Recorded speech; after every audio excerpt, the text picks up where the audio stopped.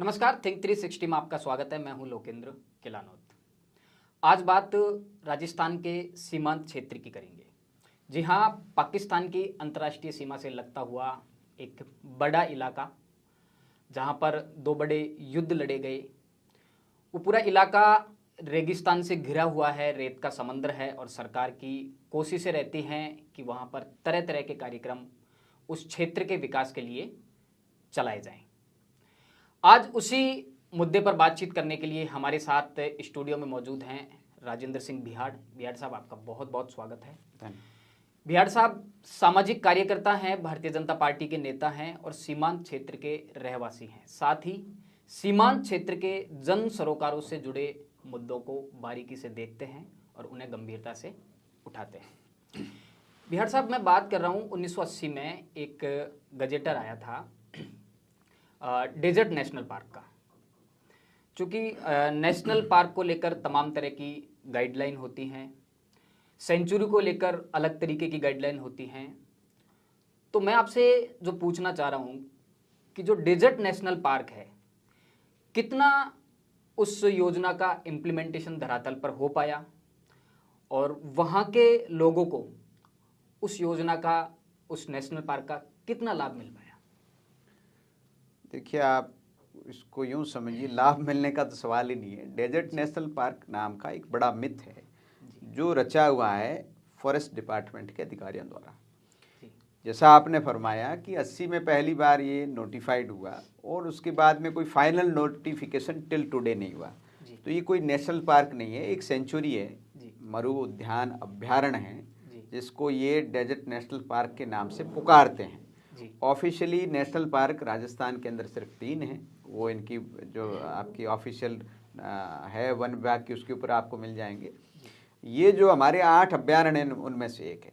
लेकिन इन्होंने क्या किया है, आप इस मुद्दे की ग्रेविटी को ऐसे समझिए कि इतनी बड़ी आबादी इस क्षेत्र में, 90 गांवों की 1.25 लाख की आबादी है, जिसमें 2 विधानसभा क्षेत्र सीऊ और जैसलमेर और 2 जिले बाड़मेर और जैसलमेर कवर होते हैं। और इस सीमांत क्षेत्र पर जैसा आपने कहा कि 2 युद्ध लड़े गए, तो ये युद्ध जो है केवल फौज ने नहीं लड़े थे। ये इतनी बड़ी जो देशभक्त आबादी यहाँ रहती है, जो नेशनलिस्ट पॉपुलेशन वहाँ रहती है, उसने भी जो है सेना के साथ कदम से कदम मिला करके सहयोग किया, तब जो है भारत की सेना वहाँ कामयाब हुई थी। लेकिन इतनी बड़ी नेशनलिस्ट आबादी के ऊपर ये डेजर्ट नेशनल पार्क नाम का एक सर्प कुंडली मार के बैठ गया। किसी भी तरह की मूलभूत सुविधाएं जो है, चाहे पानी हो, बिजली हो, सड़क हो, अस्पताल हो, या मान लो कृषि कुएं का खोदना हो, कृषि कुएं पर बिजली का कनेक्शन हो, केसीसी का ऋण हो, कुछ भी किसी भी तरह के विकास के ऊपर हर तरह का रोड़ा हो गया। आप आज पूरा देश जो है 5G का जश्न मनाने जा रहा है। पूरे देश के अंदर, दुनिया के अंदर जो है IT की रिवोल्यूशन आ गई है। और आपको ये जान के ताजुब होगा कि आज भी सैकड़ों गांव केवल मोबाइल टावर से, किसी भी तरह की कनेक्टिविटी जो है दूर संचार की, उससे वंचित है। बिहाड़ साहब, जो सीमांत क्षेत्र है उसके विकास को लेकर बड़े बड़े वादे किए जाते हैं, बड़े बड़े दावे किए जाते हैं। रिफाइनरी को लेकर एक बहुत बड़ी बात है कि उस क्षेत्र में रिफाइनरी की, वहाँ रोजगार के अवसर लोगों को मिले। सोलर प्लांट को लेकर बहुत बड़ी बड़ी बातें की जाती हैं। तो आप जिस क्षेत्र की बात कर रहे हैं, तो वहाँ पर ऐसी क्या समस्या है, ऐसी क्या दिक्कतें हैं जब पूरे रेगिस्तान के क्षेत्र को इस तरह की योजनाओं का लाभ मिला है? तो आप पर्टिकुलर किस इलाके की बात कर रहे हैं जिन 90 गांवों का आपने उल्लेख किया? मैंने आपको कहा ना कि ये पूरा जो इलाका है 1900 वर्ग मील में जो है वो फैला हुआ जैसलमेर में, 1200 वर्ग मील में बाड़मेर जिले में। इसके जो 90 गाँव हैं, इन गांवों के अंदर, जिसको ये डेजर्ट नेशनल पार्क का एरिया मानते हैं वन विभाग के लोग, इन 90 गांवों में किसी भी तरह की सरकारी स्कीम जो है वो धरातल पर नहीं आ रही है। और आप देखिए, मरु विकास कार्यक्रम चलता है, कोई कार्यक्रम चलो, किसी भी तरह के कार्यक्रम के लिए जो है इनकी अड़चन है। ठीक है, अब आप देखिए, आप मरु विकास कार्यक्रम को छोड़ दीजिए, ये भारतमाला की सड़क जो है भारत सरकार की सबसे महत्वाकांक्षी परियोजना है, ये आप भी जानते हो। पूरे बॉर्डर क्षेत्र में बन गई और हमारे सुंदरा से लेके केसर सिंह का तला का जो पैच है इन्होंने छोड़ दिया, जबकि वो डेजर्ट नेशनल पार्क के एरिया भी नहीं आता है, वो इको सेंसिटिव जोन है। उसके बावजूद जो है न तो जो अधिकारियों की जो इग्नोरेंस के कारण और इनकी बदमाशी के कारण और स्थानीय जनप्रतिनिधियों के सोए रहने के कारण। आप देखो कि सेंचुरी कोटा में, सवाई माधोपुर में जो है अभयारण्यों के बीच में से 4 लेन निकल गए, और ऐसा हमने वहां क्या बिगाड़ा? जो सबसे महत्वपूर्ण परियोजना है उसके ऊपर भी इन्होंने कुंडली मार दी और इतने समय से वहां रुकी हुई पड़ी है। ठीक है, तो मेरे आप इससे समझ जाओ कि वहां कोई दूसरा रोजगार का साधन नहीं है, पशुधन है या खेती है। अब जमीन में पानी है और किसान वहां अपना कृषि कुआं नहीं खोद सकता। ठीक है, कृषि कुआं खोद दिया तो उस पे जो है बिजली का कनेक्शन नहीं ले सकता, बरसों से जो लोग हैं कनेक्शन के लिए। तो हर चीज में इन्होंने क्या किया, एक नियम बना हुआ है कि भाई हर 10 साल बाद इस इलाके के मैनेजमेंट प्लान की एक मीटिंग होगी जिसमें अलग अलग महकमों के नोडल अधिकारी वो जो है वन विभाग के सामने अपना रोड मैप पेश करेंगे। लेकिन आपको जान के ताज्जुब होगा कि ये अधिकारी लोग न तो मैनेजमेंट प्लान की मीटिंग में जाते हैं, और 10 साल में मैनेजमेंट प्लान की मीटिंग होने का मतलब है 10 साल में तो सरकारें बदल जाती है, कई स्कीमें डंब हो जाती है।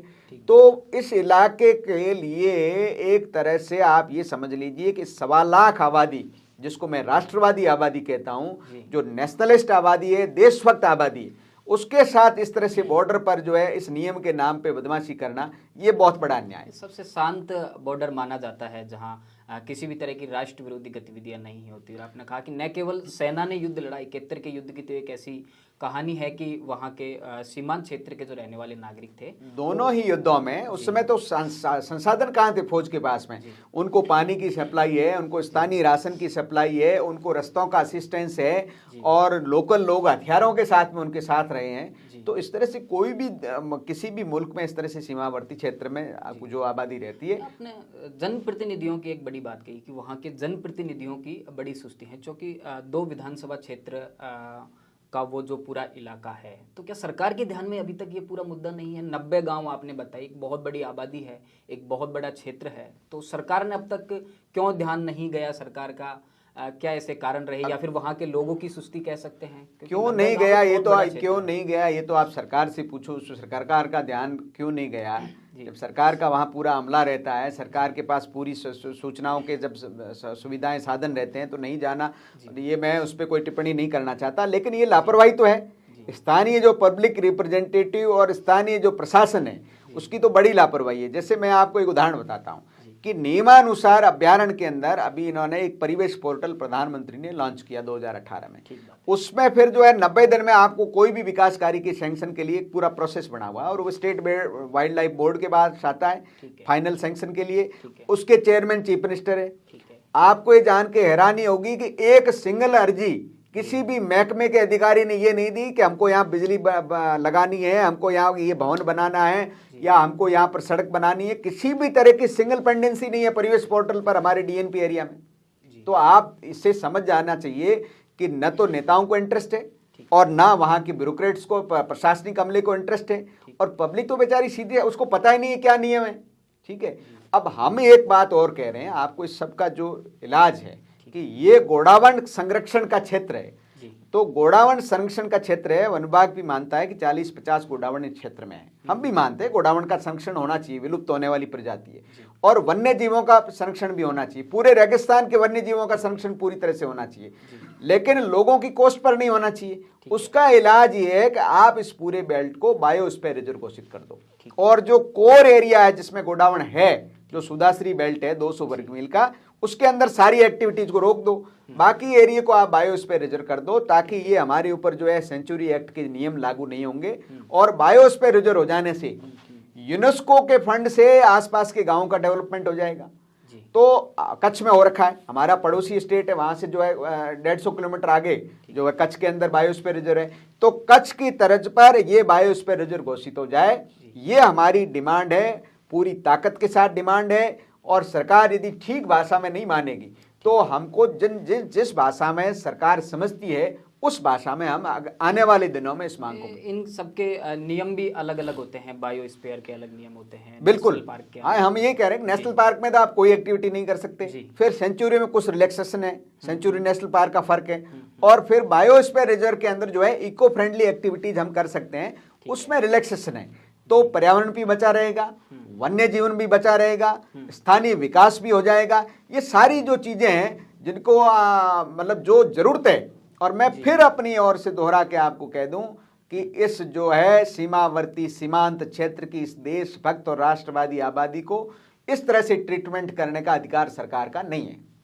ये तो एक बहुत बड़ी बात है कि 1980 में ये गजेटर निकला और उसके बाद में ये एक नेशनल पार्क थोप दिया गया वहाँ की जनता को। और पिछले एक 40-42 साल का एक बहुत लंबा टाइम होता है और उसमें कितनी ही योजनाएं सरकारों की आई, कितनी सरकारें आई, कितनी सरकारें गई, तो एक बड़ी आबादी सरकार की योजनाओं से आप देखिए कि नरेगा तो कानूनन राइट है रोजगार प्राप्ति का प्रत्येक हिंदुस्तानी का। जी, नरेगा का एक्ट उस एक्ट इलाके में लागू नहीं हो सकता। तो आप वहाँ के लोगों को नरेगा के तहत भी रोजगार, मैं वो तो कह रहा हूँ ना आपको कि नरेगा तो कानूनन राइट है जी, उसका जो है लीगल राइट है नरेगा के माध्यम से 100 दिन का रोजगार प्राप्त करने का। लेकिन वो उस इलाके के 90 गांवों की 1.25 लाख आबादी नरेगा के एक्ट के तहत भी कवर नहीं हो रही है। तो इससे ज्यादा मतलब बदमाशी की बात क्या हो सकती है। तो मैं आपके माध्यम से चीफ मिनिस्टर साहब से भी कहना चाह रहा हूँ कि वो वाइल्ड लाइफ बोर्ड के चेयरमैन है और स्टेट के पास में ये अख्तियार है, अधिकार है कि वो जो सेंचुरी के अंदर रख रखाव परिवर्तन उन सबको वो कर सकती है। तो वो अपने अधिकारों का उपयोग करते हुए इसको जो है बायोस्फीयर रिजर्व के लिए यहाँ से रिकमेंड करे सेंटर को, और जो छूट मिल सकती है विकास में, जो सेंचुरी एक्ट के तहत भी विकास में छूट है, उस छूट को लागू करे ताकि ये पूरी आबादी जो है इसको रिलीफ मिल सके। हमारा मुख्य बात ये है कि साहब इतना बड़ा पशुधन, राजस्थान का सर्वाधिक गोपालन का इलाका यही है, सर्वाधिक भेड़ बकरी पालन का इलाका। पालन को लेकर बहुत योजनाएं हैं सरकार की। पिछले बजट में आप कोई योजना लाओ साहब, लेकिन वो योजना तो वहाँ जमीन पे उतरे तब है ना। ठीक है, इसलिए तो मुझे लगता है कि जब आपने कहा कि सरकार की किसी भी तरह की योजना वहाँ पर पिछले 40-42 साल में लागू नहीं हुई, तो इसका तो एक बहुत बड़ा असर वहाँ के सामाजिक जनजीवन पर जरूर पड़ा होगा। उसे आप किस तरह से बड़ी आपको प्रति व्यक्ति आय पर इसका असर पड़ा होगा? ये सबसे आप हिंदुस्तान का मोस्ट बैकवर्ड ब्लॉक है, आप इसको यूं मान लो। पर कैपिटा इनकम के लिहाज से जो हिंदुस्तान के वो पैचेज जहां पर सबसे कम प्रति व्यक्ति आय है पर कैपिटा इनकम का इलाका है। ठीक है, तो ये उस सामाजिक परिवर्तन की बात, प्रभाव की बात आप जो कर रहे हो, आप ये देखो कि बहुत से ऐसे घर हैं जहां इस इलाके में शादियां नहीं होती। क्यों नहीं होती? क्योंकि रोजगारी का प्रश्न बड़ा है। जब रोजगारी नहीं है उस इलाके में तो किस तरह से जो है घर के अंदर समृद्धि आएगी, बाकी सारी जो उनके सामाजिक रिश्ते नाते बनेंगे। ठीक है, तो बहुत गंभीर विषय है, कोई ये पॉलिटिकल इश्यू नहीं है। ठीक बात, आप समझ रहे हो मेरी बात को? ये कोई पॉलिटिकल इश्यू नहीं है, संवेदनशील इश्यू है जिसको संवेदना से और ह्यूमन एंगल से हमको टैकल करने की जरूरत है। अब तक किस तरह के प्रयास हुए इस दिशा में? क्या आपने इस मुद्दे को उठाया है? नहीं, आप मैंने तो सीमांत क्षेत्र के जन सरोकारों के मुद्दों पर मैंने ही नहीं, बहुत मेरे से पहले भी और तो उस पर कोई असर हुआ किसी सरकार का? कोई बात हुई, कोई मीटिंग हुई? हाँ, एक जो वहां पर हमारे सीमावर्ती क्षेत्र में एक राष्ट्रवादी संगठन काम कर रहा है, सीमा जन कल्याण समिति, उन्होंने भारत सरकार से इस विषय पर बात की थी और भारत सरकार ने सीमा जन कल्याण समिति के बात करने के बाद में कुछ चेतना आई और एक अधिकारियों का दल अभी इन दिनों में एक विजिट पे आया। तो कुछ कृषि कुओं के अंदर हमारे को छूट मिलने की हमको पूरी संभावना है। वो इंटरवेंशन जो है सीमा जन कल्याण समिति के कारण हुआ। सीमा जन कल्याण समिति ने फॉरेस्ट मिनिस्टर ऑफ इंडिया से बात करी, भूपेंद्र यादव से सीधी। तो हमको पूरी उम्मीद है कि करीबन 60-70 किसानों को इससे रिलीफ मिल जाएगी कि वो कृषि कुओं के जो कनेक्शन है वो उनको मिल जाएंगे। तो वो उन्होंने बात करी है, प्रॉपरली बात करी है, उचित प्लेटफॉर्म पर बात करी है। इसके सिवाय भी मेरे से पहले भी कुछ लोगों ने बात की है, लेकिन प्रॉपरली इस समस्या के समाधान के लिए अभी जिस तरह से गंभीरता से प्रयास होना चाहिए था उसकी बड़ी लैक रही।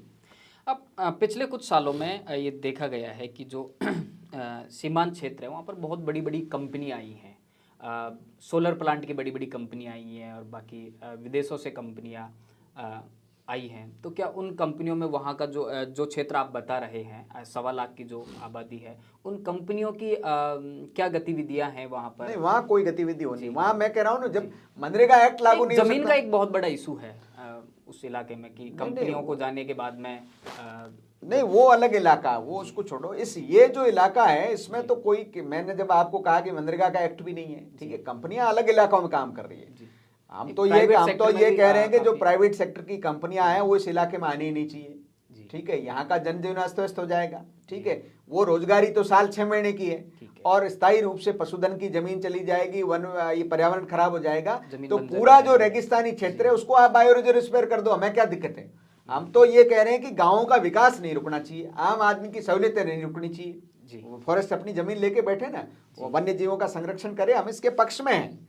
वन्य जीवन, मानव विकास, ये एक दूसरे के विरोधी नहीं है, एक दूसरे के संपूरक है, हम ये कह रहे हैं। तो ये थे राजेंद्र सिंह भियाड़, भाजपा नेता और सामाजिक कार्यकर्ता, जिन्होंने एक सीमांत क्षेत्र के गंभीर विषय पर अपनी बात रखी। और यह जरूरी भी है, चूंकि जब सरकारें सीमांत क्षेत्र के विकास के लिए बड़े बड़े दावे करती हैं, तो ये जरूरी है कि एक 1.25 लाख की आबादी जिनके ऊपर एक इस तरह का कानून थोपा गया, एक राष्ट्रीय पार्क के नाम पर, उन्हें उनके अधिकारों से, यहाँ तक कि मैं कहूँगा कि मूल अधिकारों से वंचित किया गया है। भियाड़ साहब, आपका बहुत बहुत स्वागत है। राजस्थान से जुड़ी तमाम अपडेट जानने के लिए देखते रहिए थिंक 360।